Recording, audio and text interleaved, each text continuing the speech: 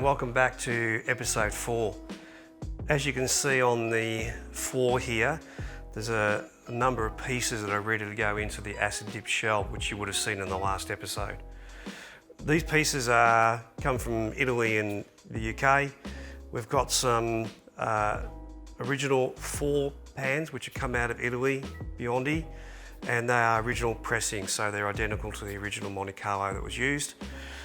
We've also got some of the middle sills, the outer sills, the centre tunnel for the cabin, and some seat brackets and brackets that are used to hold the floor in when it's all welded together.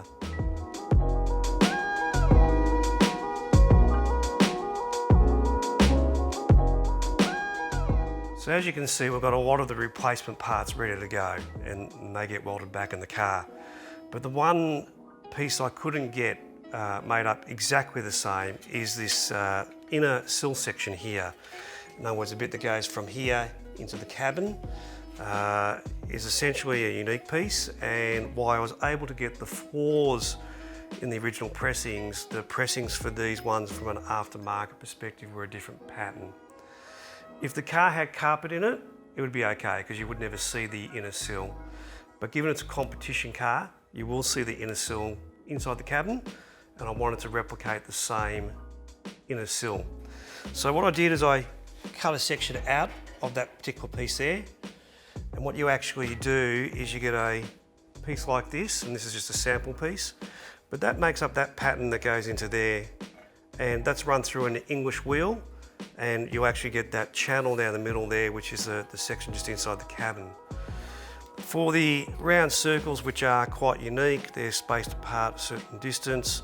What I've actually done is borrowed a piece off a fellow person building an 037 rally, and that runs through a press, and the press will give me those indentations on the actual surface area here.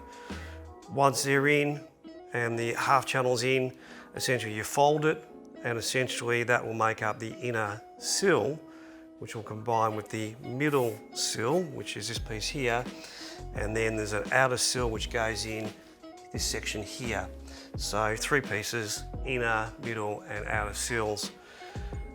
This is the bit I'll be working on next, and then we'll essentially be back to the welding table to weld in all these parts, and hopefully you'll see the finished centre section of the car and bring it back into its original condition.